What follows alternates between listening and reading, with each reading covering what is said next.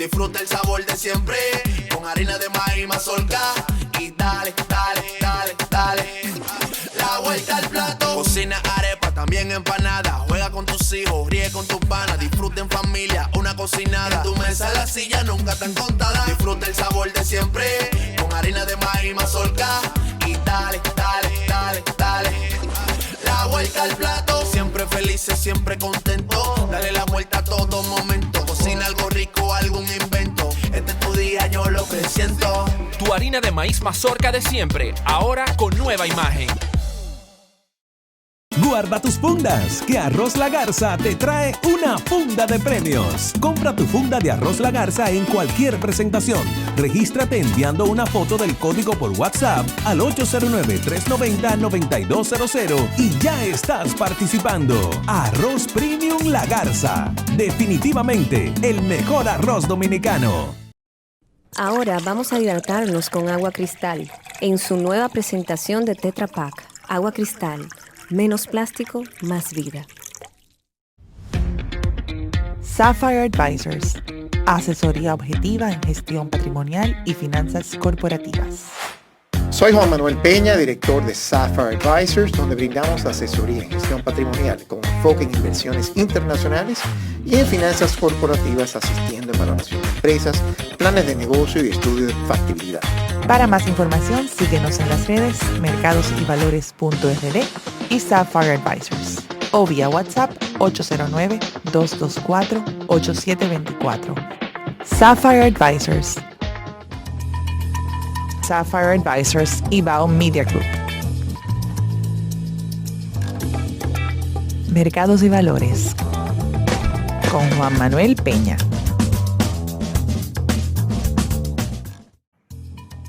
Bienvenidos una vez más a su programa Mercados y Valores, donde cada lunes de 5 a 7 tratamos temas de negocios, finanzas, economía y por supuesto el mercado de valores. Les acompaña un servidor, Juan Manuel Peña, director de la firma de gestión patrimonial y asesoría en finanzas corporativas Sapphire Advisors. Te invitamos a suscribirte a nuestros canales en YouTube y en Spotify, Mercados y Valores, y también que nos sigas en las redes, @mercadosyvalores.rd y @Sapphire Advisors. También aprovecho para recordarles Bao Radio, que todos los días produce contenido digital variado para ti. Y es una revista radial y portal cultural para alimentar todas tus pasiones, desde arte, literatura, música, teatro, gastronomía, geopolítica, de todo para todos. Bao Radio se transmite bajo los auspicios de Mercasit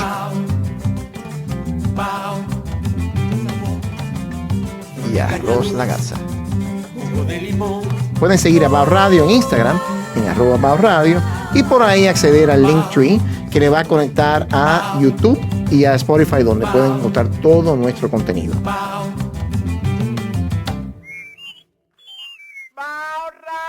En la tarde de hoy vamos a hablar de economía. Y vamos a hablar de economía no hablando cifras y cifras y cifras. Vamos a hablar de economía para que todos entendamos más y conozcamos más sobre economía. Vamos a hablar de economía para no financieros, economía para todos. Pero eso no significa que no vamos a traer unos expertos para hablarlos de esos temas. Y en la tarde de hoy vamos a contar con la participación de Ana Carolina Franco y de Raúl Hernández. Bienvenidos, Ana y Raúl, a Mercados y Valores. Muchísimas gracias por la invitación. Muchas gracias por la invitación. Un placer de tenerlos por aquí. Como de costumbre, siempre arrancamos el programa donde introducimos a nuestros invitados y le pedimos que nos hablen un poco de su trayectoria, de su formación, qué estudiaron, por qué lo estudiaron y también dónde han trabajado y han tenido su experiencia. Entonces, ladies first, vamos con Ana. Well, thank you very much. Cuéntanos un poquitico, Ana, ¿por qué tú estudiaste economía? ¿Dónde estudiaste? Y háblanos de tu experiencia siendo economista. Yo estudié economía porque lo decidí a los 15 años. Oh. Una historia, digamos, una historia de amor entre la carrera y que me enganchó desde el principio. En ese momento, creo que mi papá acababa de publicar un libro de historia económica y financiera, así que él tiene un poco la culpa. ¿Tu papá es economista? Mi papá era historiador. Historiador, ok. Y publicó ese libro de historia económica y financiera y me envolví en ese mundo Y desperté también en el colegio a ese mundo que me parecía muy, muy interesante. Mucha gente se preguntaría el por qué, y yo tenía un debate bastante diametral, porque era decidir entre economía o medicina. ¿Economía o medicina? Sí. Porque usualmente uno escucha economía o derecho. No, economía y medicina. Wow. Y la visión en ese momento, y en el romanticismo de mis 15 años, era cómo tocar más vida de la gente. Interesante. Y eso me enganchó. Hice los números, dije, con política pública puedo hacer más. Ajá. Y realmente eso inspiró mi carrera por mucho tiempo. Por eso inicio mi carrera en el sector público. Es decir, que tú empezaste esa carrera más que nada por una visión de servir o de ser altruista, de dar algo a la sociedad. Así es. Muy bien. Entonces comencé mi carrera en el Banco Central de la República Dominicana. Ajá, muy bien. ¿En qué departamento estuviste? En el Departamento de Programación Monetaria. Ajá. ¿Y tú estudiaste economía aquí? Estudié economía en la Pontificia Universidad Católica Madre Maestra. Uh-huh. Y bueno, inicié en una división muy particular, que era la división de política fiscal. Dentro del Departamento de Programación Monetaria. Eso te da, se dice rápido, pero te da una visión muy integral de lo que es la economía dominicana. Excelente. Porque tienes que dominar no solamente la parte monetaria, sino también la parte fiscal y ese elemento de coordinación del que vamos a hablar a lo largo de este programa. Vamos a empezar ahí mismo para empezar a aterrizar un poco algunos conceptos.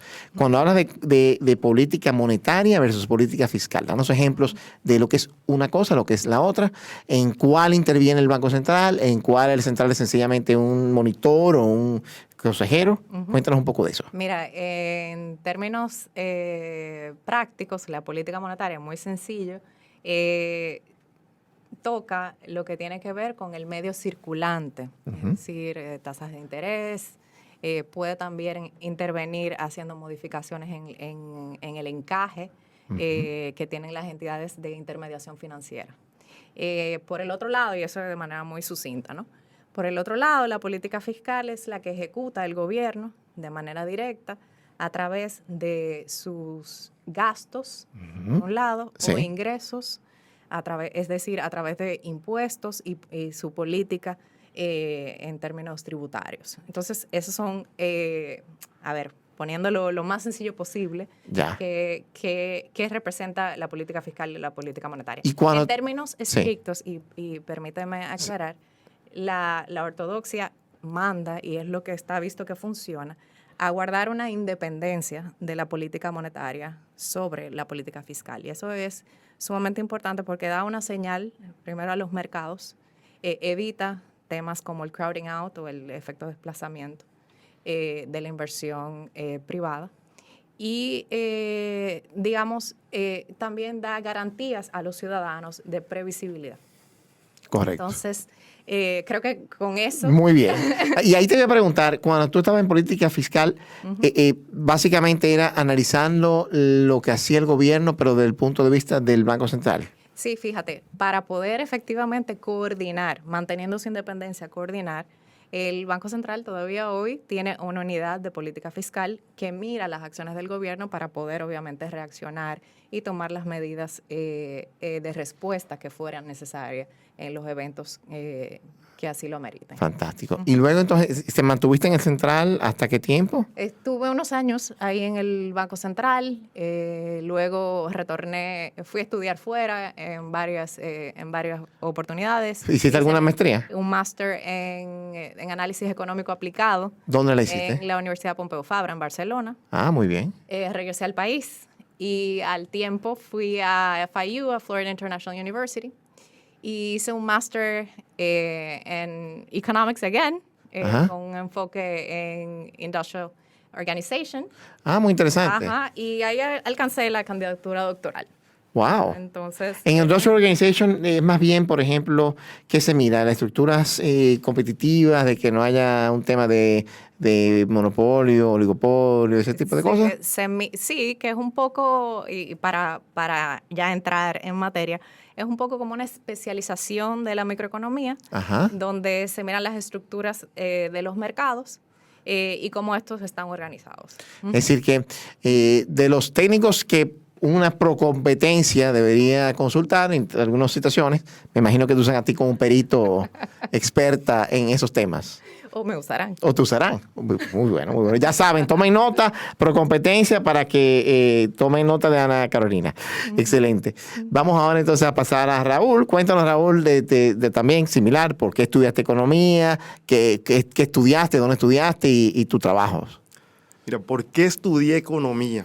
Sabes que en mi familia tengo un tío que es economista, ha hecho vida laboral en organismos internacionales y vi siempre esa posibilidad, vi eso como algo interesante, cercano al mundo de los negocios, pero no necesariamente estando dentro de él, y también con un rol de poder tener impacto en temas de bienestar. Pero a mis 16, 17 años, un poquito antes, mi hermanita, que en ese momento debía tener 12, 13, me lo dijo más en firme: yo voy a estudiar economía. Ah, pues yo primero. Y fui me inscribí. Básico. Sibling rivalry at its best. Sí, sí, sí. Algo que era romántico se determinó en una discusión infantil entre hermanitos. Excelente, muy bien. Sí, sí, sí. Y de verdad que ha El sido espíritu competitivo de la carrera, desde el principio. Y a mí me pasó de que de verdad uno en el colegio, en ese momento, yo estaba muy ciego. Realmente qué iba a alcanzar, qué iba a ver en economía. Y fue como un match, podemos decir, por dicha. Sí. Y realmente que hice mi carrera aquí en la Pucamaima, me fue gustando en el camino. Me pasó que realmente economía la fui entendiendo más al final, que al principio tú vas teniendo como sets de información que al final que realmente tú comienzas a interactuar lo uno con otro y por eso es tal cosa, y por eso vincula a tal otra. Entonces al final sí tuve un poco más de realmente conocimiento de que iba a poder utilizar esto hacia adelante como economía en sí mismo. Y ahí entonces veo que tengo ese interés por la parte macro financiera. Parte más de cuentas nacionales, de números en sí, la parte estadística, econometría, pero orientado a lo macro y lo financiero. Entonces fui desde más temprano en la parte del posgrado y demás, entonces, orientándome inicialmente me voy a Chile. Termino en la Pucamaima aquí, me voy a la Pontificia Universidad Católica de Chile. A la Católica de Chile. Eso ahí, ese era el Chicago parte 2, Chicago Boys parte 2. A compartir mucho con amigos y compañeros cercanos del Banco Central. Había un buen equipo siempre que iba al Banco Central. Y algunos que iban de otras punto de irme a instituciones. Chile. No. Sí, Pero éramos una comunidad activa. Sí, yo tenía ambas opciones y me decanté por España. Mira, fue una experiencia muy, muy chula. Y de verdad, el equipo dominicano y el grupo era un grupo bastante bueno, bastante competente. De verdad, teniendo que vivir lo que es un sistema educativo que te exige competencia en todos los niveles. Muy bien. Y tener que demostrarlo. Eso es como un hub de intelectual fuerte, y ahí hay que remangarse y trabajar mucho para ser exitoso. Entonces hice lo que era el posgrado interamericano en macroeconomía aplicada. En ese momento un programa que había entre la Católica y el BID. Para formar principalmente gente que iba a los bancos centrales en Latinoamérica y otros del Ministerio de Hacienda y demás. ¿Qué significa macroeconomía aplicada? Mira, y era la interacción entre la macro y la econometría, que es la parte macro de la economía, ¿verdad? Todo el mundo entiende economía como esta disciplina o ciencia, ahí podemos durar rato en conversación, de equilibrar recursos escasos con intereses que son ilimitados. Yo quiero hacer muchas cosas, pero tengo que lidiar con un set de recursos. Tengo recursos limitados, pero tengo deseos ilimitados. ¿Cómo cubrimos que haya un balance entre lo que se quiere, se demanda, versus lo que está en oferta? Exacto. Muy en resumen, la macroeconomía te estudia esas necesidades e interacciones a nivel país y países, inclusive, y mundo. Exactamente. Entonces, países, regiones y el mundo completo. Como una gran economía cerrada, ¿verdad? Así que ahí básicamente el macroeconomista se enfoca en lo que es Producto Interno Bruto, en lo que es política monetaria, política fiscal, todo lo que tiene que ver con la economía en total del país. Esos 4 grandes precios y estas instituciones que afectan salario, tipo de cambio, tasa de interés y los precios de los bienes y servicios, y muchas entonces de las instituciones que mueven estos precios para de alguna manera incidir o no en el Producto Interno Bruto. Entonces el macroeconomista es el que tenemos que ver, que está siempre pendiente a cómo está la inflación, a cómo está la tasa de interés de lo que se toma prestado y lo que se paga de interés en el banco, la tasa de desempleo y todo ese tema que afecta, al final de cuentas, la economía personal de cada quien, pero es algo que afecta a nivel país, a todo el mundo por igual, en cierto sentido. Sí. Y cuando hablamos de aplicada, ¿es qué? Entonces, ¿qué es lo interesante ahí? La economía, si la toma de forma rigurosa, te prepara para ser académico, para investigar, para ser profesor, y en alguna dimensión puedes tener de alguna manera...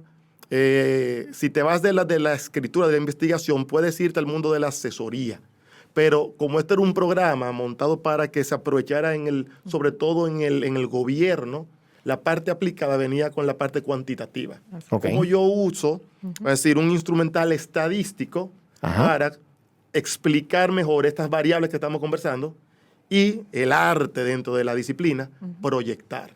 Excelente. Como yo comienzo a hablar de la inflación debe cerrar el año o debe cerrar en los próximos años en tal nivel, por tal razón. Exacto. Y ahí básicamente en la parte aplicada es, bueno, si nosotros tenemos un objetivo de que tengamos una inflación entre tanto y tanto, tenemos que asegurarnos de que ya sea la tasa, la masa monetaria, sea de tanto. Tenemos instrumentos, tenemos restricciones institucionales. ¿Para qué? Para poder llegar a... El programa, la receta para lograr este resultado tiene que ser A, B y C. Sí. Exacto. Entonces, ese programa te formaba en lo técnico, pero terminaba en un semestre de aplicar todos los conocimientos técnicos en modelar la economía chilena 360 y proyectar a 15 años. Ese era el reto. Muy interesante. Entonces fue bastante interesante y de ahí prácticamente cubrías como el 50-60% del programa de la maestría. Entonces me quedé un año más en Chile para hacer una maestría en macroeconomía aplicada también. Buenísimo. Entonces, en tu trayectoria profesional, ¿dónde ha sido tu evolución de trabajo y eso? Mira, y también fue, yo creo que en la vida una gran parte obviamente te prepara para oportunidades, pero tienes que estar en los lugares apropiados, en los momentos apropiados. Yo llego un 27 de diciembre de 2004, creo, como con 20 libras menos, 2 meses sin pelarme, lo que implica estudiar fuera al final, haciendo una tesis. Sí. Y me acuerdo el 3 de diciembre de 2005, en ese momento me llama la entonces superintendente de pensiones, Percy Álvarez de Álvarez, sí, porque había compartido aula con su hija, con Ivette, economista también, una colega muy querida, y se estaba organizando un área dentro de la superintendencia de pensiones, que era la Comisión Clasificadora de Riesgos de Inversión. Que iba a tener que comenzar a, de alguna manera, organizar un instrumental para determinar en qué debían o podían invertir los fondos de pensiones o no porque iban a tener la capacidad de dirigir, sino que iban a comenzar a validar lo que se llaman metodologías de calificación de riesgo, que empresas especializadas en esto iban a comenzar a presentar en la superintendencia.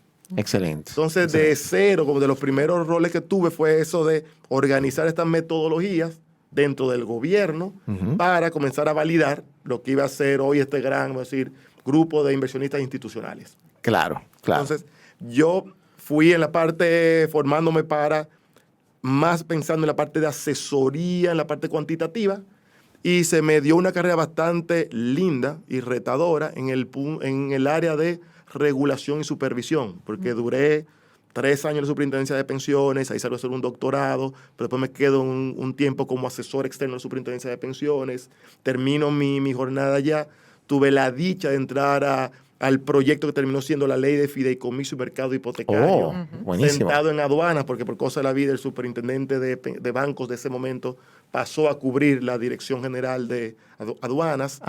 Camilo, ¿no? Camilo, Sí. y llevó esa ley en proceso, entonces estaba sentado en comercio internacional, pero mirando el sector financiero todavía. Muy bien. Sí, 2009, 2010, porque en 2010 me voy a terminar la tesis, vengo como final de 2011, termino toda la tesis y entrego doctorado 2011 y me quedo en aduana, en comercio internacional, hasta el 2014 que me voy a sentar en CF Consulting, que es una empresa de consultoría que monté para de alguna manera ir saliendo al sector privado, pero tuve una tercera oportunidad muy interesante en el gobierno, que fue coordinar la oficina de asesores de la Superintendencia de Bancos. Excelente. En la tarde de hoy tenemos la presencia de Ana Carolina Franco y Raúl Hernández, ambos economistas, con quienes estamos hablando de economía y vamos a hablar sobre economía para todos nosotros conocerlo mejor, economía para no financieros y continuamos.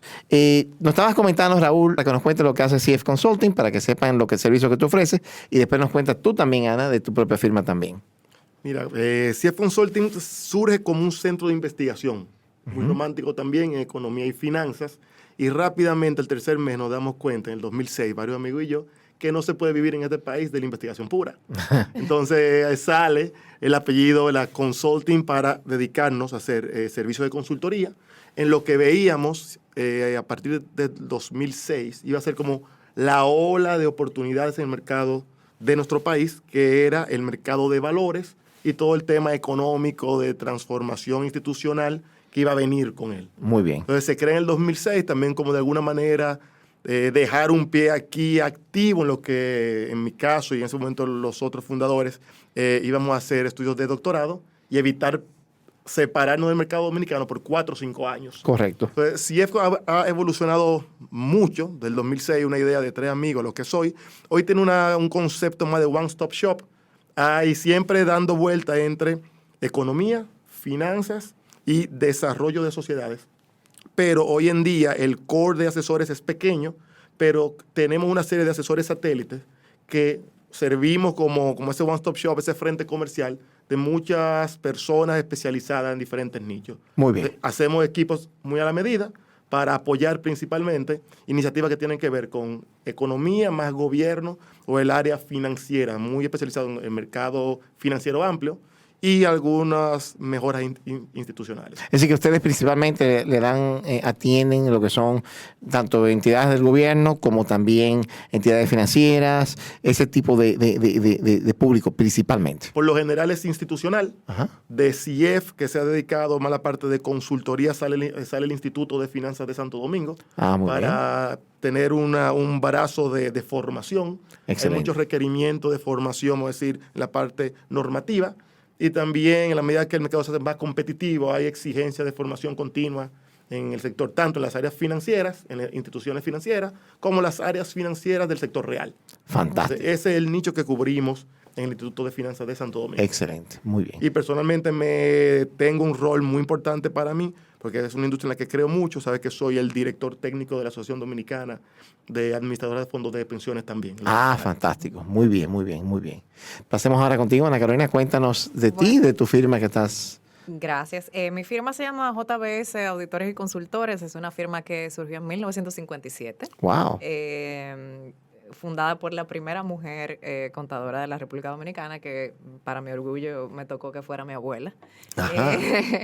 Y bueno, yo al salir del sector público tomé la decisión de reincorporarme a la firma y con ello darle un giro.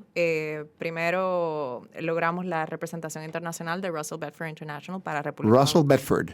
Sí, es una de las 20 firmas de contabilidad más importantes a nivel mundial. Tiene más de 100 oficinas alrededor del mundo. Excelente.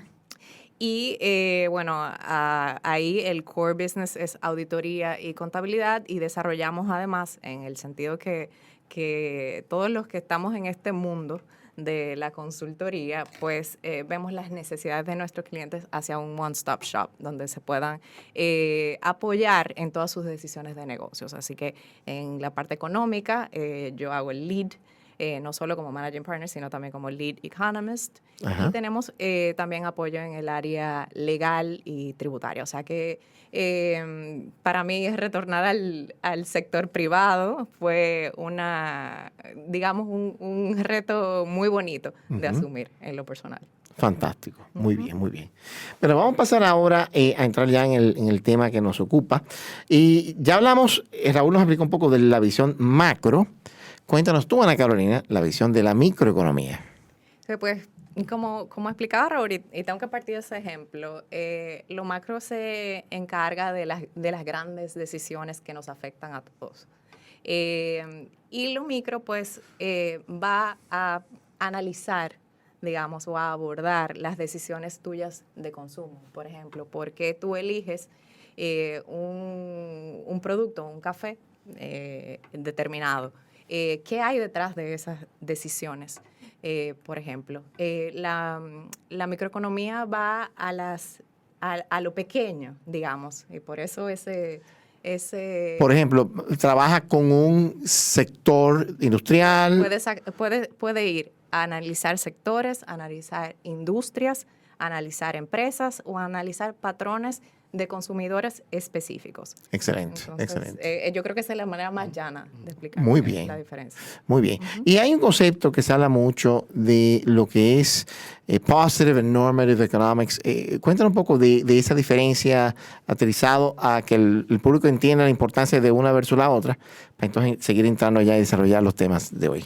Mira, yo creo que todas las ciencias tienen la misma, digamos, esa misma división entre lo que es y lo que debería ser. La economía positiva es lo que es, y la normativa lo que debería ser. Y así, en términos muy prácticos, Raúl, si quieres agregar.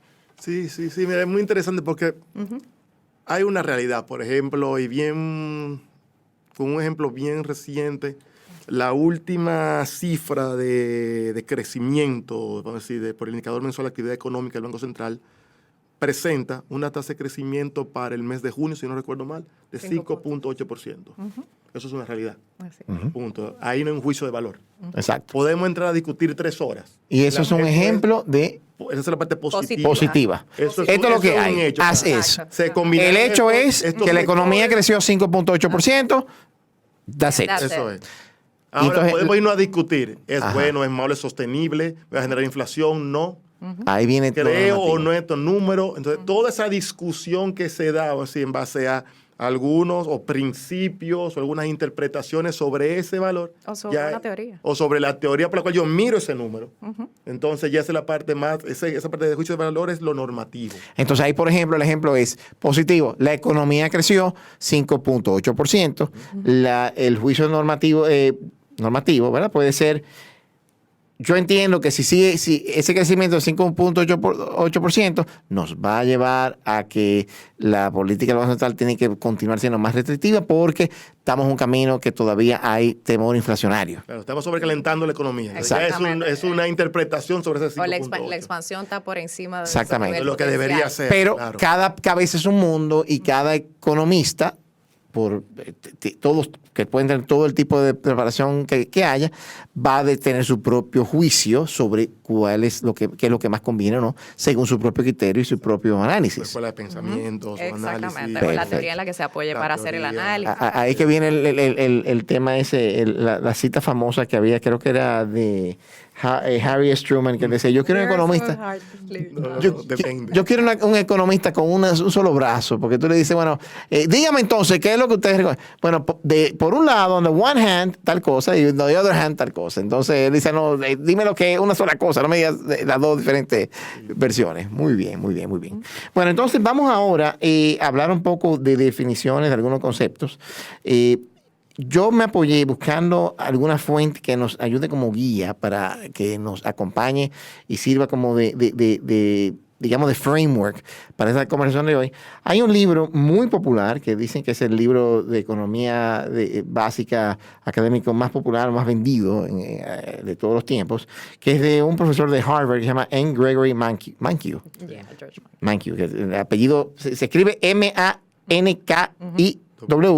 Nunca sabe bien cómo pronunciarlo, pero bueno. Entonces, yo voy a guiarme de los primeros capítulos que habla sobre 10 principios de economía.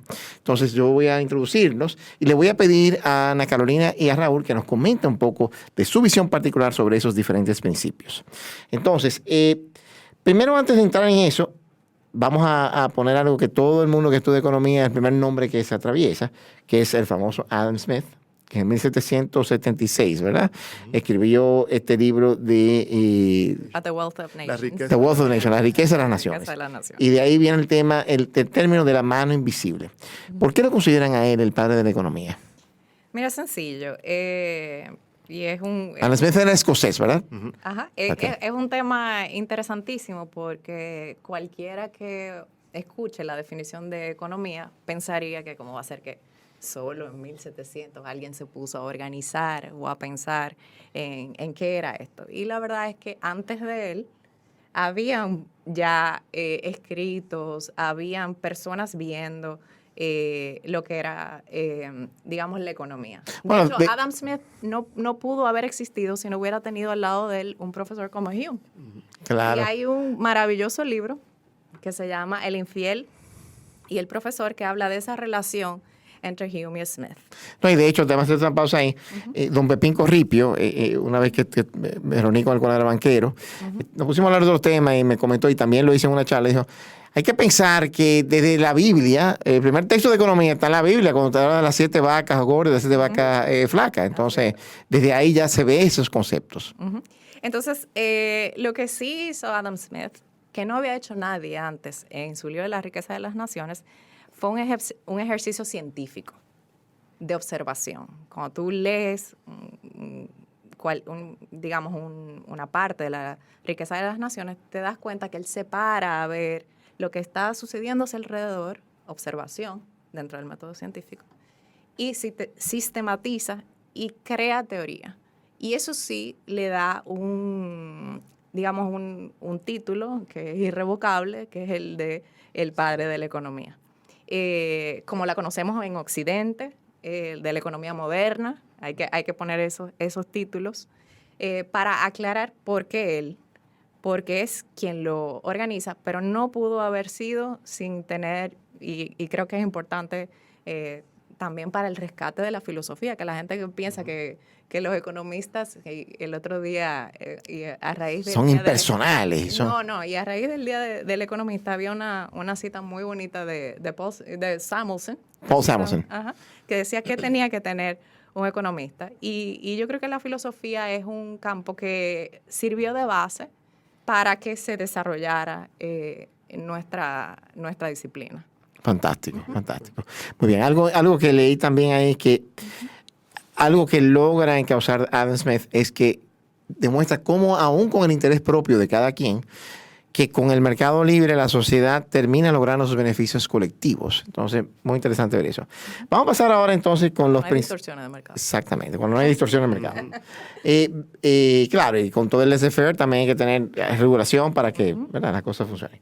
Vamos a empezar entonces con los diferentes principios. Y el primer principio que comenta N. Gregory Mankiw es que la gente enfrenta decisiones o trade-offs en su día a día, en su día de vivir. ¿Qué nos comenta un poco de esa parte? Desde que te levantas. Sí. Todo se hace, vamos a decir, vamos de una perspectiva quizá muy de ingeniería. Ajá. A uno le enseñan mucho que la economía te lo puede ir plasmando como problemas de optimización. Correcto. ¿Qué yo quiero maximizar? Y te mencionan mucho en microeconomía el bienestar. O minimizar en términos de costos. O si voy a maximizar un bienestar basado en qué? En decisiones de consumo. Pero ahí entonces entra el segundo componente fundamental de un problema de maximización, que es sujeto a qué. Exacto. Restricciones. Exacto. Entonces, esa idea de trade-off, esa idea está muy basada en que las restricciones naturales de todo tipo de decisión, económica, pecuniaria, de dinero, Claro. de tiempo, de energía, De espacio. de espacio. Yo no puedo hacer dos cosas al mismo tiempo, que tenga el dinero y necesito hacerlo yo, no puedo. Entonces, Hay limitaciones, entonces ahí viene lo que es la escasez de los recursos, ahí vienen las limitaciones de lo que tu capacidad de producción tiene, la famosa frontera de producción, todas esas cosas que, bueno, por ley natural, por más que tú quieras, tú puedes tener, como dices, todo el dinero del mundo, pero tenemos 2 brazos. Entonces, al menos que tengamos 4. hacer algo que me interesa también para hacer aquello que decido. Y ese concepto de trade-off. Todo me cuesta algo. No hay, de alguna manera se vincula, no hay free lunch. Este concepto es gratis. Exactamente. Y lo bueno de eso es que también se aplica tanto a personas como a firmas y como a otras cosas. Vamos al segundo, que en los 4 minutos que nos quedan. El opportunity cost, como dice el principio 2, el costo de algo es lo que sacrificas o pierdes por obtenerlo, que es el costo de oportunidad. Cuéntanos ahí tú. Bueno, es muy vinculado al trade-off y para entenderlo de manera muy fácil, cuando tú tomas la decisión de hacer una compra con un presupuesto, tú estás dejando de comprar otras tantas cosas y esas otras cosas representan el costo de oportunidad de la decisión de compra tomada. Es un concepto que parecería trivial, pero ha dado al traste con toda la teoría de comercio y de especialización que conocemos hoy y que en los cursos de economía internacional lo vinculamos a un famoso economista, David Ricardo. Y creo, desde mi punto de vista, es uno de los conceptos más importantes a nivel de nuestra disciplina. Fantástico. Algo interesante del costo de oportunidad es que el costo de oportunidad puede ser tan sencillo como tú dices, bueno, yo estoy comprando, vamos para fin de semana y vamos a disfrutar comprando cerveza. Ok, bueno, yo puedo gastármelo en cerveza o en whisky. Bueno, entonces, teniendo más dinero comprando cerveza que whisky, bueno, pues yo decido qué quiero hacer con eso.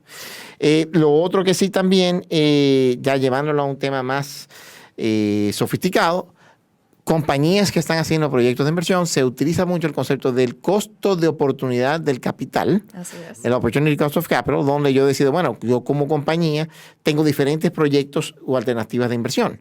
Yo puedo invertir en un proyecto de expandir a esta línea de negocios o esta nueva fábrica o este nuevo mercado, o lo puedo invertir en un instrumento financiero que me está rindiendo tanto. Entonces, ese proyecto me tiene que dar una rentabilidad que yo visualizo futuro, que sea equivalente o más que ese costo de oportunidad que tengo de invertir en otra cosa. Así es. Muy bien, muy bien.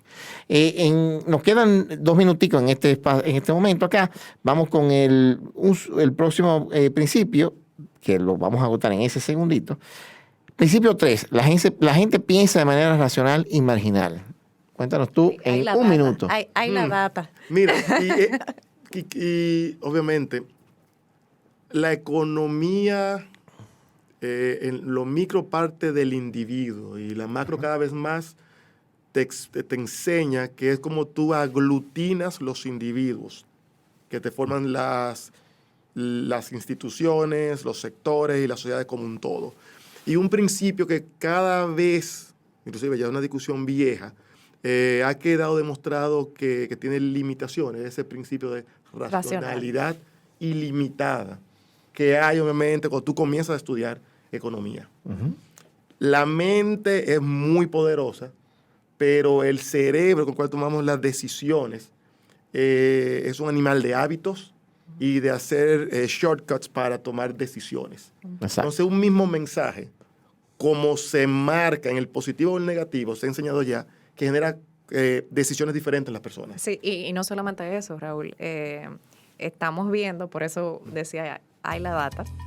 Cuando nosotros fuimos a la universidad, a finales de los años 90, principios del 2000, estaba dado que todo el mundo tomaba decisiones racionales y contando con y haciendo uso de la mejor información que tenía a su disposición. Sin embargo, hay un campo, que es un campo hermosísimo y nuevo, que es Behavioral Economics, es la economía del comportamiento, que basado en toda esa información que tú trivialmente vas dejando en el camino, la dejas con tu móvil, la dejas cuando haces una compra en un código de barra, en un sistema de fidelidad, en una tienda de gran superficie, pues ha demostrado que las decisiones no necesariamente son racionales, que hay elementos intangibles, elementos incluso emocionales que impulsan una compra. Muy interesante. Yo, disfruta el sabor de siempre, con harina de maíz mazorca, y dale, dale, dale, dale, la vuelta al plato. Cocina arepa, también empanada, juega con tus hijos, ríe con tus panas, disfruta en familia, una cocinada. En tu mesa la silla nunca tan contada. Disfruta el sabor de siempre, con harina de maíz mazorca, y dale, dale, dale, dale, la vuelta al plato. Siempre felices, siempre contento, dale la vuelta a todo momento. Cocina algo rico, algún invento, este es tu día, yo lo que siento. Tu harina de maíz mazorca de siempre, ahora con nueva imagen. Guarda tus fundas, que Arroz La Garza te trae una funda de premios. Compra tu funda de Arroz La Garza en cualquier presentación. Regístrate enviando una foto del código por WhatsApp al 809-390-9200 y ya estás participando. Arroz Premium La Garza. Definitivamente el mejor arroz dominicano. Ahora vamos a hidratarnos con agua cristal en su nueva presentación de Tetra Pak. Agua cristal. Menos plástico, más vida. Sapphire Advisors, asesoría objetiva en gestión patrimonial y finanzas corporativas. Soy Juan Manuel Peña, director de Sapphire Advisors, donde brindamos asesoría en gestión patrimonial con enfoque en inversiones internacionales y en finanzas corporativas, asistiendo en valoración de empresas, planes de negocio y estudio de factibilidad. Para más información, síguenos en las redes mercadosyvalores.rd y Sapphire Advisors o vía WhatsApp 809-224-8724. Sapphire Advisors. Ya han escuchado, tenemos en la tarde de hoy de invitado a Ana Carolina Franco y a Raúl Hernández, ambos economistas con quienes estamos hablando de temas económicos para que todos lo conozcamos, economía para no financieros. Estamos hablando, apoyándonos con esta conversación de hoy, en lo que son principios básicos de economía que identificó N. Gregory Mankiw, que es un profesor de Harvard, en el libro quizás más vendido académico de economía básica para universidades y todo eso. Entonces, el próximo principio, nos quedamos con un principio 3, que era que la gente piensa de manera racional y marginal. Entonces, nos decía Ana Carolina que la data actual está diciendo, bueno, sí, la gente en algún momento obviamente piensa racional, pero cuando analizamos toda esta data, que ahora toda esa tecnología de data mining y data warehousing nos está dando, estamos analizando patrones que a veces no es tan racional como se esperaba.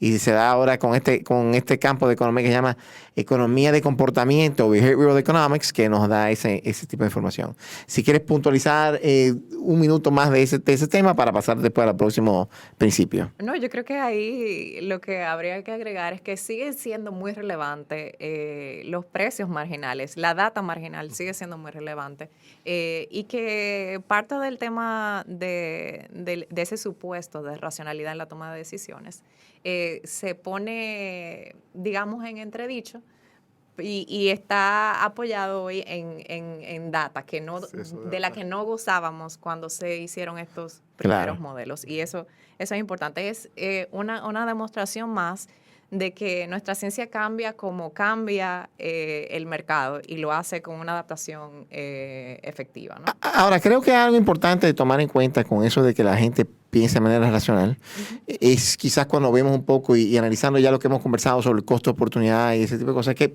por ejemplo, cuando una persona se está viendo de que si yo normalmente consumo X cantidad de proteínas en mi hogar y yo compro tanto pollo y tanto carne de res y tanto pescado, si de repente se dispara una de esas proteínas, pues entonces yo como persona racional voy en algún momento a decir, bueno, llega un momento que ya yo voy a dejar de consumir tanto esta proteína que está más cara y la voy a sustituir con otra proteína o con otro que está más económico. O sea, le busco la forma de usar productos competidores o alternativos para poder subsistir y compensar.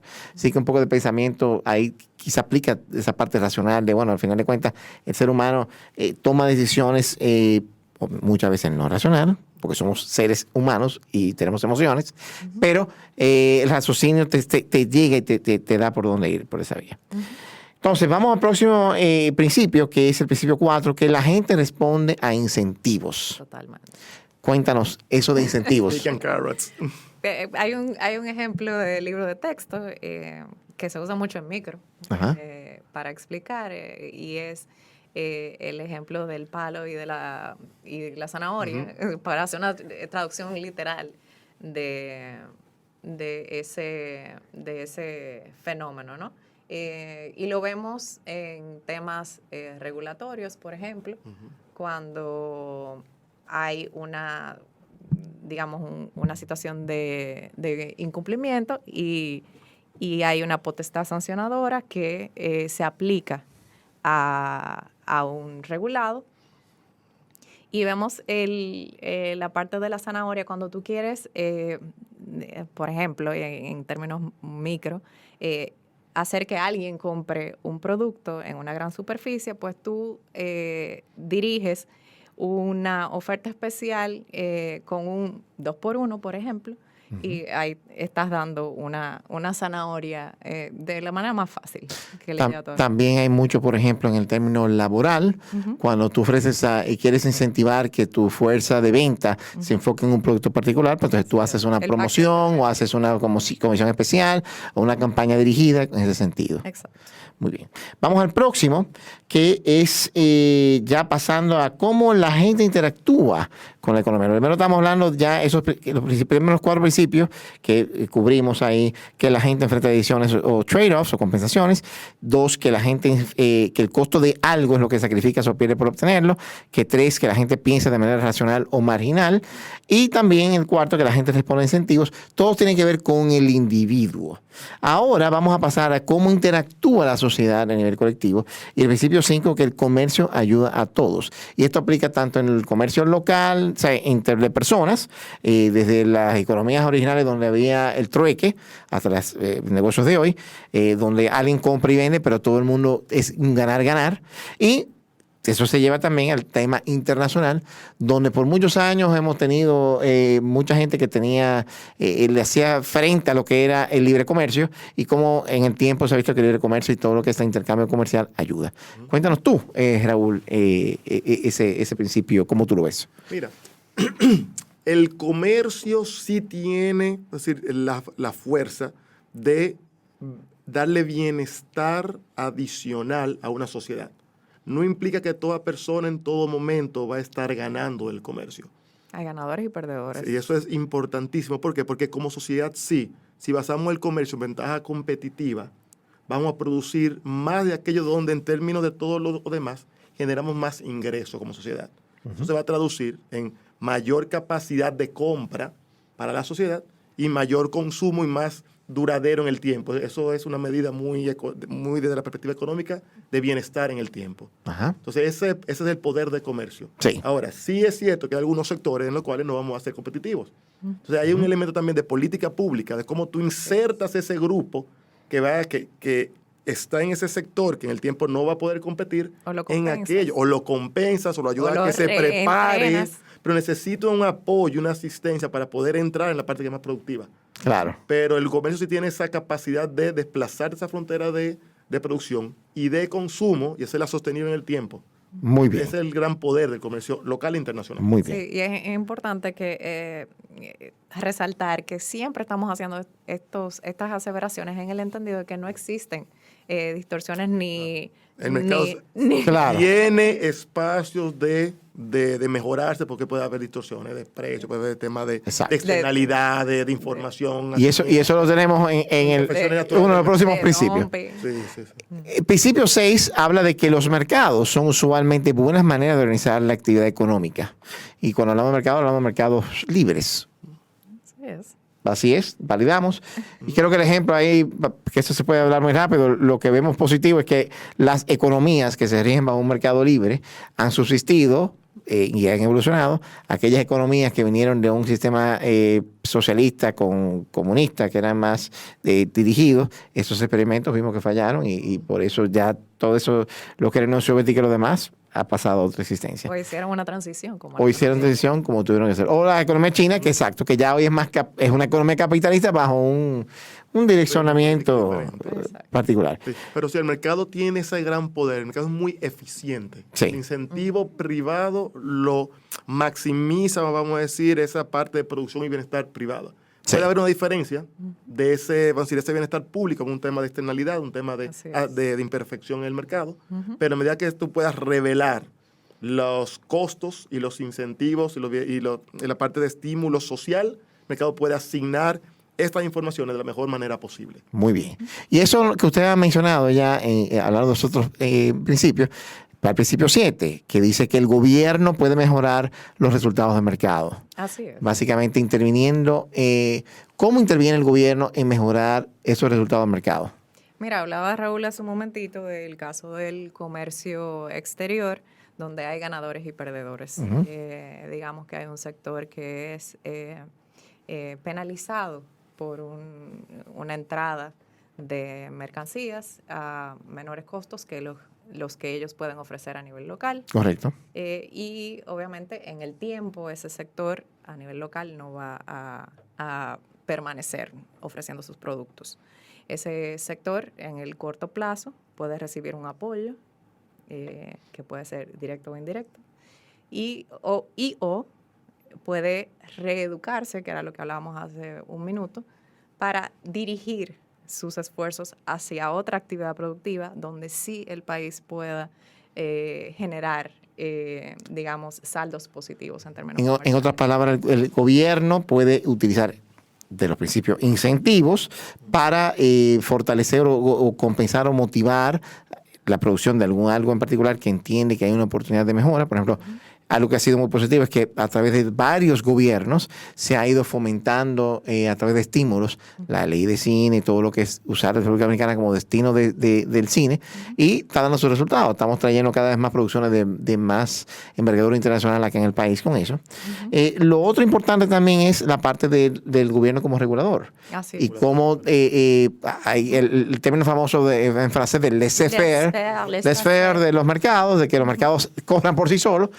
Cuando no hay una intervención del gobierno, se lleva a que los mercados que pueden generar crisis, como hemos visto en otros mercados, donde entonces ahí sí vienen regulaciones, como una gran depresión que fue causada por un crecimiento abrupto de una economía y unos mercados financieros en los años 20 que no estaba regulado, que de repente el gobierno tiene que venir y crear y poner reglas de juego. Sí, y eso tiene varias explicaciones. Primero, porque no es cierto que tenemos la información perfecta y que no todos los actores tienen la información completa. Y por eso es importantísimo el rol regulador en mercados como el mercado financiero, por ejemplo. Mercado laboral. Mercado laboral. Incluso en algunos sectores estratégicos que tienden por su naturaleza a convertirse en monopolios naturales. Un ejemplo clásico en materia de regulación económica es el de las utilidades públicas, ¿no? Claro. Y utilidades públicas es cualquier servicio que el Estado deba proveer o asegurar su provisión por parte de un tercero privado. Así que...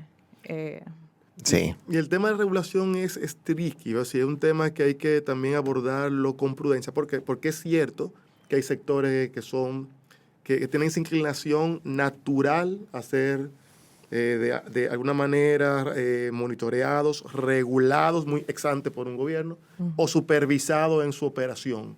Pero también puede haber un exceso de regulación. Es correcto. Ahí hay también el tema de trade-off. Mientras más yo regulo, también menos vitalidad tiene y desarrollo natural a un sector. Correcto. Y también regular muy cercano a no hacer nada también tiene sus bemoles. Entonces la misma discusión de regulación tiene un principio de economía detrás. No es simplemente montar una estructura legal. Que se va con ese primer principio. Bueno, estamos siempre viendo una disyuntiva. ¿Hacemos esto o hacemos aquello? Tiene su tema ahí. Y el mercado se ajusta. Lo que hoy funciona, en 10 años hay que revisarlo. Así. Correcto.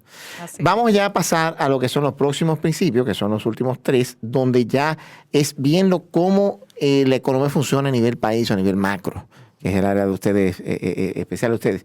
Principio 8 dice, el estándar de vida de un país depende de su capacidad de producir bienes y servicios. Ahí quiero que comenten un poco sobre eso y nos comenten ya aterrizándolo a nivel local con el PIB de República Dominicana y cómo ustedes ya que tienen muchos años en economía, cómo ustedes han visto esa evolución de lo que era antes los sectores más productivos a lo que son los sectores productivos hoy y un poco de ver cómo el país va cambiando en eso y que ya hay incidencia en ese sentido. ¿Quién quiere empezar? Empezamos contigo, Raúl. Vamos a decir, una métrica importantísima sin lugar a dudas es capacidad de compra. No puedo hablar de desarrollo sin una capacidad de compra que me permita satisfacer necesidades mínimas y más allá, pero por lo menos me garantice las mínimas. Entonces, la forma natural de medir esa capacidad de compra es el Producto Interno Bruto de un país y muchas veces se hace una medición de Producto Interno Bruto per cápita. Okay.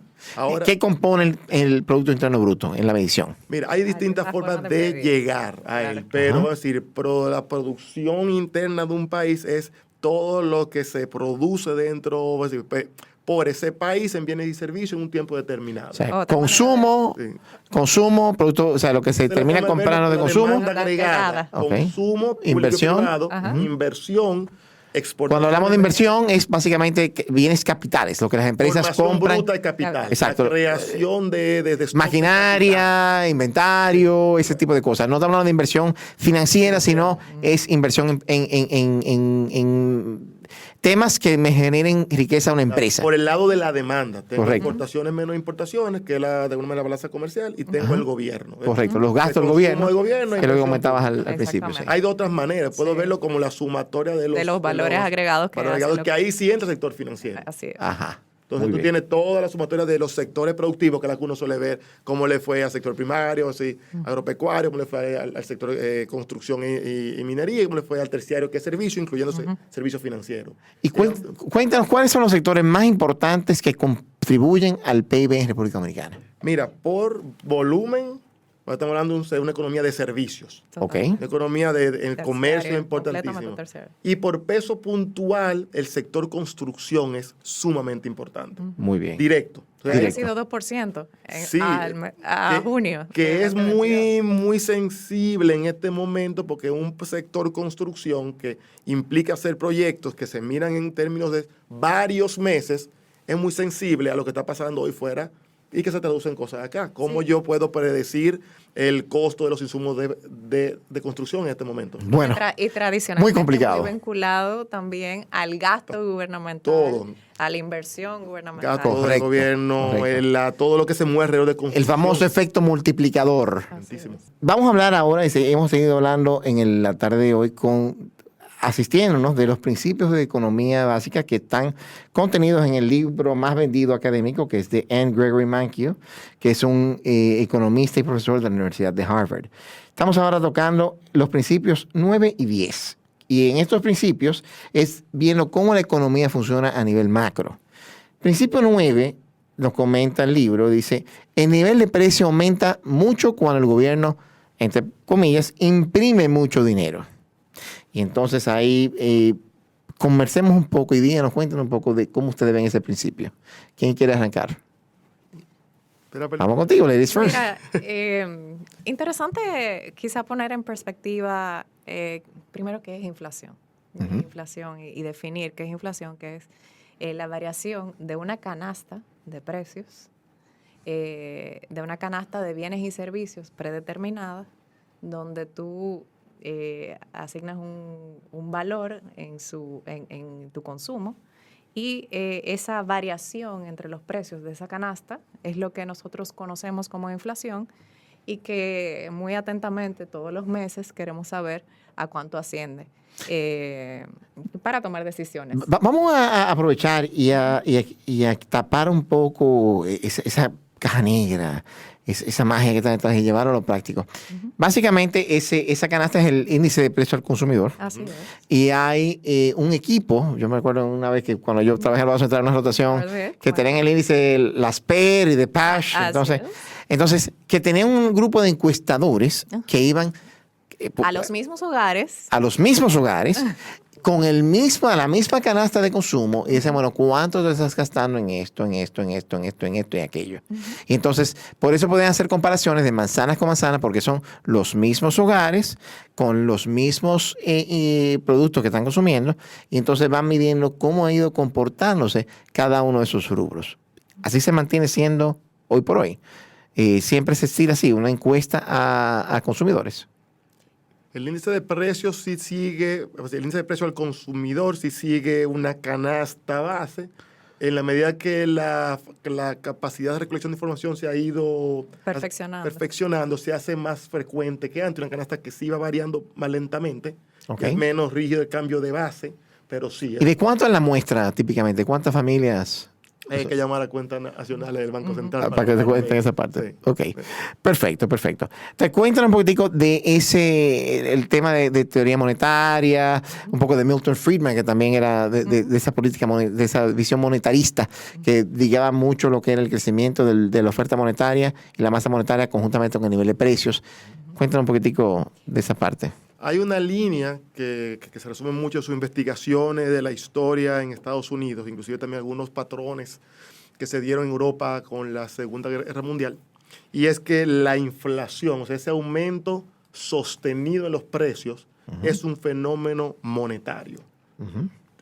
La cantidad de un bien en la economía determina su precio. Sí. Y cuando hay un exceso de dinero con respecto a la demanda natural que hay por él, entonces eso se traduce en que lo que se vende en la economía, como ese dinero está en exceso en ella, pues entonces sube de precio, sube claro, el valor en el cual se contabiliza, porque hay más dinero para perseguir los mismos bienes.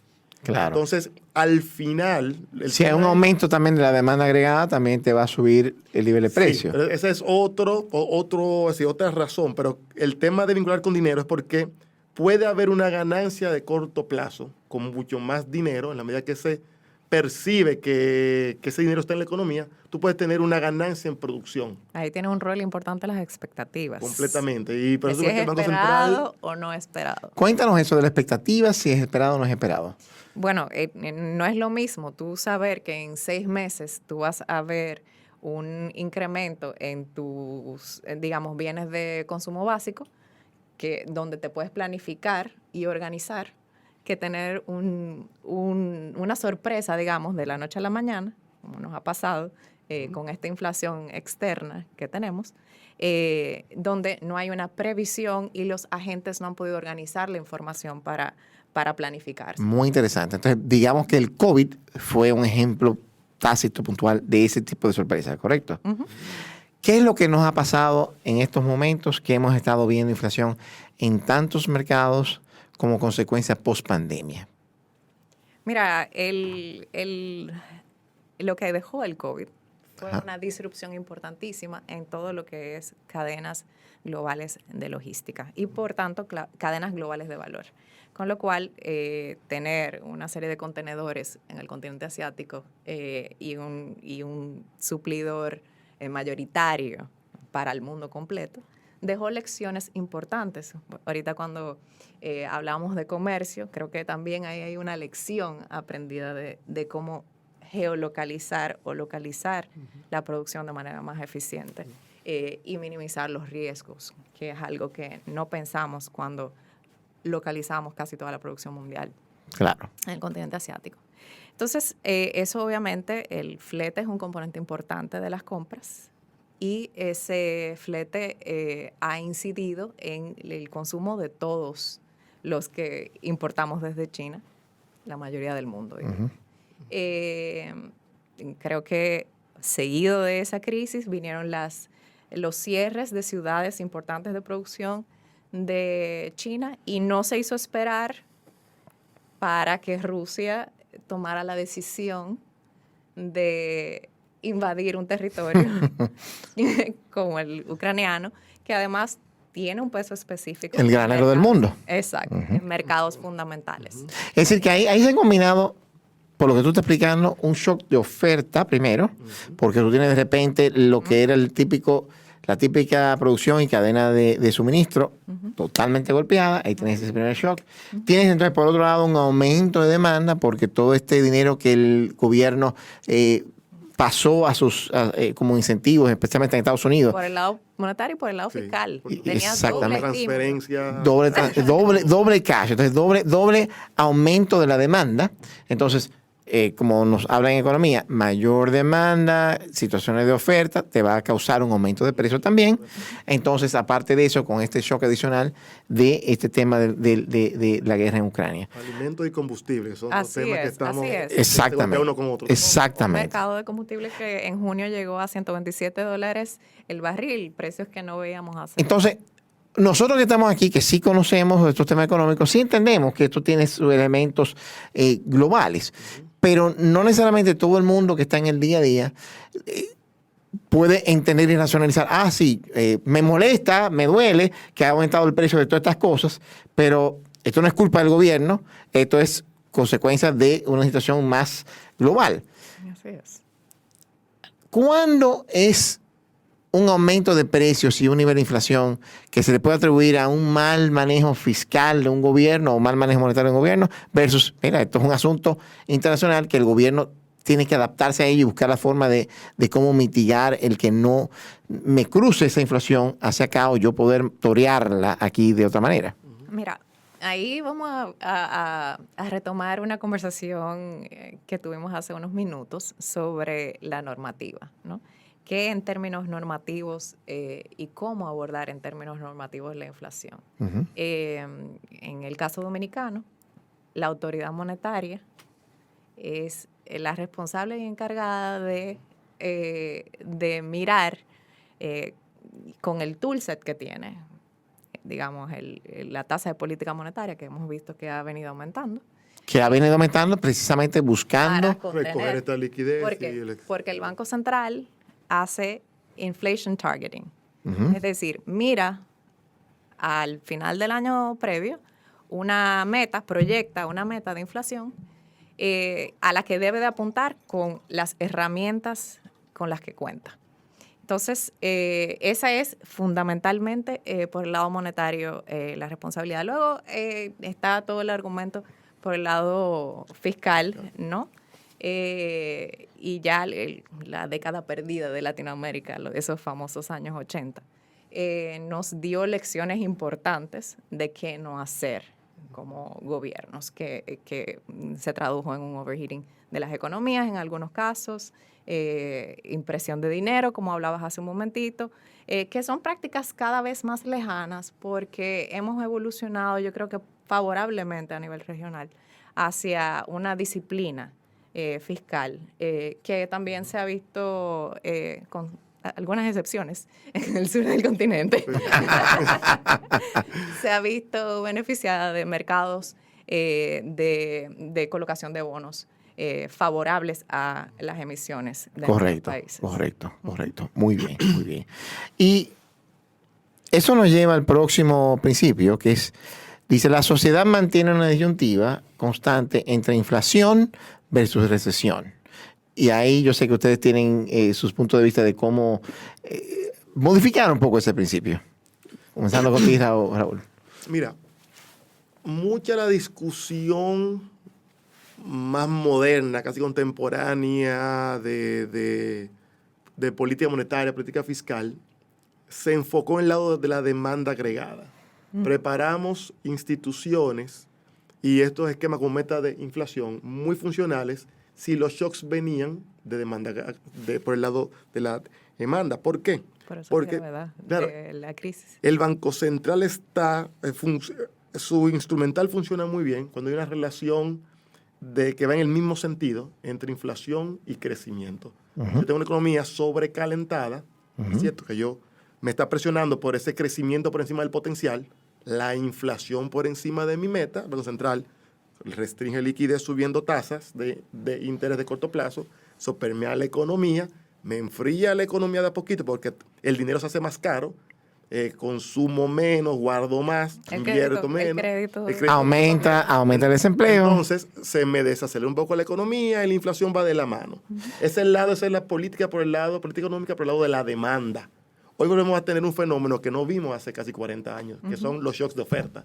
En algunos casos dejaron hasta de estudiar. Así. Oye, eso. Entonces aquí tenemos un golpe por el otro lado. Alimentos internacionales que me sirven de referencia para los locales, combustible que me encarece toda la estructura de producción, y aunque yo no haga nada, tengo la presión a mayor inflación con menor crecimiento y más desempleo. Entonces, si yo hoy tengo, entonces, fíjate, más presión de inflación, menor crecimiento. Entonces, como yo tengo inflación, subo tasa, frío más la economía. No tengo menor crecimiento, bajo tasa, subo más inflación. Los bancos centrales actuales y muchos de los instrumentales no están preparados en el esquema de meta de inflación para lidiar con esta realidad. Entonces, todavía los primeros meses fue más la discusión esto temporal, por el lado de la inflación. La Fed, exacto. Jerome Powell, transient inflation. Y cuando vimos la posibilidad de que las expectativas que siempre confiaron en los guías de los bancos centrales comenzaran a moverse fuera de esa esperanza de temporalidad, hubo una reacción. De la ortodoxia hasta el momento. Sí, es una reacción. Entonces vamos a subir tasas. Nosotros habíamos comenzado un par de meses antes. En ese momento todavía mucho de lo que hacemos, la parte técnica, pero ¿por qué ahora? Y en ese sentido nos dio razón habernos movido antes. Y aún así, fíjate que tenemos una inflación por encima de la meta. Correcto. Y se debe a esto, que estamos enfrentando, casi ahí en la frontera de 2 dígitos de hace 3, 4 meses, pero enfrentando algo con lo cual no tenemos el instrumental en política monetaria moderna adecuado para enfrentar. Ahora, hay entonces que reconocer el buen trabajo de las autoridades monetarias que, a diferencia inclusive del país nuestro más cercano y socio comercial, que es Estados Unidos, que empezó tarde, porque empezó a hacer aumento de tasas en marzo, ya nosotros hemos comenzado a hacer tasas en la tasa política monetaria mucho antes. ¿Desde cuándo? ¿De noviembre? Final de noviembre. De final de noviembre. Muy bien. Bueno, pues vamos a pasar ya en este momento que nos queda de la charla de hoy, a pasar un poco a entender los hobbies, también a conocer un poco de los libros que ustedes leen o películas, que hablamos un poco fuera del aire de esas. ¿Qué recomiendan? ¿Qué hacen en su tiempo libre cuando no están viendo temas de economía? Vamos empezando contigo, Ana Carolina. Mira, yo mi tiempo libre lo dedico al arte. No me digas. Sí, no, pero como espectadora por mucho como tiempo. Espectadora. Por mucho tiempo hice música. Como parte de mi vida. ¿Tocabas? Tocaba piano y viola. Ajá. Sí. ¿Y clásico? O? Clásico. Oh, interesante, muy bien. Y sigo, digamos, recurriendo a ese rinconcito de la memoria para encontrar la tranquilidad y la paz. No simulaba, yo tocaba un oboe, lo que pasa es que en el caso mío nunca llegó a sonar como un oboe. Sonó primero como un pato y después como un ganso, pero nada, eso por lo menos la apreciación musical de la clásica quedó. Sí, no, y yo creo que la música cambia a las personas. Sí, definitivamente. Hay personas que dicen, no, la música... todo el mundo trabaja para ser músico, el que va a una clase. Yo creo que la música trabaja para ser mejores personas. Así es. Seres humanos más sensibles. Muy bien. Y entonces yo, mi tiempo libre, trato de estar inmersa ahí como espectadora ahora en ese mundo. Hago también, digamos, disfruto de otras artes, como por ejemplo soy una asidua y amante del ballet. Ah, muy bien, sí, qué bien. Sí, también por un asunto de, digamos, que rememoro. Y las artes plásticas me dan un remanso de paz. ¿Hay algún ballet en específico que es el que más te gusta o alguna compañía? Yo creo que a nivel local hay que reconocer lo que está haciendo Ballet Concierto Dominicano. Muy bien. El hoy director del Teatro Nacional. Carlos Beitía. Hace un trabajo memorable. Pero también en el sistema público hay voces interesantes como Stephanie Bauer. Que estuvo aquí en Bao Radio hace unos meses atrás promoviendo. Yo creo que es una de las grandes sorpresas del arte dominicano, además con una visión integral de lo que nosotros tenemos que hacer con la danza, transformando la vida de pequeños jóvenes sin importar el extracto social, y que quiere rescatar esa filosofía dominicana y transmitirlo a su a su escenario. Excelente. Eso, Raúl, cuéntanos de ti. Yo sé que tú te gusta mucho el arte, porque eso hemos hablado fuera de cámara. Dale también. Mira, yo creo que en pandemia uno tuvo un poquito de tiempo libre adicional, en su casa por lo menos. Sí. Como que reduje esa intención de ocio, de qué hacer con mi tiempo libre. O sea, el independiente del libre le queda poco, pero uno asigna tiempo a lo que le gusta. Sí. así es. Yo creo que lo puedo resumir. Yo intento consumir cultura del mundo. Así. Y yo lo hago oyendo mucha música, principalmente física. Yo sigo comprando discos que tengo en casa y lo escucho. Disco de pasta. De pasta, CD, tengo cassette, que es lo más La eficiente del experiencia mundo, pero por lo sensorial. general, sí, principalmente discos de pasta. Ajá. Quizás eso viene porque mi abuelo fue locutor y en mi casa había muchos discos de pasta siempre. Pero también yo encontré que para mí ha sido una dicha, que es un grupo de cinéfilos de Nueva York que organizó una propuesta de rescatar películas del mundo en cualquier idioma, de cualquier país, de cualquier momento, si son relevantes para la historia del cine, y intentar hacer casi un estudio académico de eso. Wow. La película y todo un tema de discusión alrededor. Oh, Se llama La interesante. colección del criterio. Excelente. Y a mí me gusta mucho y soy... Citizen Kane es de las que... Estamos hablando de cosas así prácticamente blanco y negro. Me gusta mucho ahora un director de Japón bastante viejo, Kurosawa. Kurosawa. Entonces hay muchas cosas de la historia Los 7... ajá. que hoy, a medida que tú también te has alejado del telecable, que no te pasa una película random frente a ti, tú no tienes acceso a cosas del pasado. Claro. Entonces, en temas de películas del mundo y de... vamos a decir, y con relevancia, eso para mí ha sido una bendición encontrar esa colección y consumirla de a poco en la medida que Buenísimo. el sueño y el tiempo me lo permite. Buenísimo. Y sí le dedico tiempo entonces al tema de artes plásticas, sobre todo acá. Aquí hay una escena de artistas emergentes, algunos establecidos, una serie de galerías que están comenzando otra vez por pandemia a ser dinámicas, espacios alternativos. Yo mismo como hobby incursiono en la promoción comercial de algunos artistas contemporáneos. Hoy tenemos a Sean Darcy en su tiempo. No, eso es muy sofisticado. Lo mío es más sencillo. Pero sí me gusta. Muy bien, Y muy de bien. alguna manera en casa hay una pequeñita colección, pero más que nada estar expuesto a este grupo para accionar el otro lado del cerebro también. Ok. Bueno, pues el tiempo se nos ha ido huyendo. Siempre nos pasa en estos temas que uno disfruta tanto. Así que primero cuéntanos, Ana Carolina, cómo el público se puede poner en contacto con tu firma. Claro que sí. Bueno, estamos en JBC Auditores y Consultores en la Lope de Vega número 13, en redes sociales y también en nuestros teléfonos 809-563-0420. ¿Y su handle en las redes sociales cuál es? @JBC Auditores. @JBC Auditores. Y cuéntanos, CIEF. En nuestro caso, CIEF Consulting, @CIEF Consulting, y en la página oficial www.cief.com.do, el Instituto de Finanzas de Santo Domingo, ifisd.com. Excelente. Teléfono 809-540-5466. Fantástico. Bueno, pues Ana Carolina y Raúl, muchísimas gracias por habernos acompañado en la tarde de hoy. Espero que esto haya sido de mucha satisfacción para ustedes y también para dar las gracias a nuestros oyentes que estuvieron escuchando hoy estos temas de economía que queremos traerles para que ustedes se vayan nutriendo con diferentes informaciones. Quiero dar las gracias también a Baos Radio y en las personas de Micaela Tolentino, Rubén Lamarche y también Manolo Caseros Mi Niño, quien siempre se esmera en traer un contenido de calidad para todos ustedes. Les acompañó Juan Manuel Peña, director de la firma de asesoría de gestión patrimonial y finanzas corporativas Sapphire Advisors. Muchas gracias. Hasta la próxima.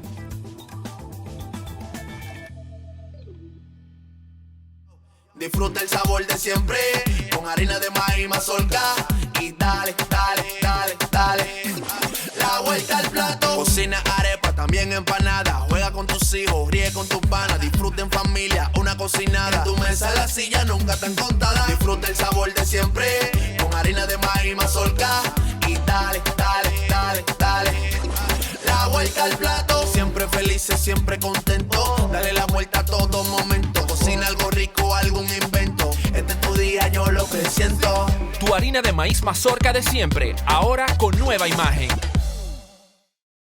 Guarda tus fundas, que Arroz La Garza te trae una funda de premios. Compra tu funda de Arroz La Garza en cualquier presentación. Regístrate enviando una foto del código por WhatsApp al 809-390-9200 y ya estás participando. Arroz Premium La Garza. Definitivamente el mejor arroz dominicano. Ahora vamos a hidratarnos con agua cristal en su nueva presentación de Tetra Pak. Agua cristal. Menos plástico, más vida. Sapphire Advisors, asesoría objetiva en gestión patrimonial y finanzas corporativas. Soy Juan Manuel Peña, director de Sapphire Advisors, donde brindamos asesoría en gestión patrimonial con enfoque en inversiones internacionales y en finanzas corporativas, asistiendo en valoración de empresas, planes de negocio y estudio de factibilidad.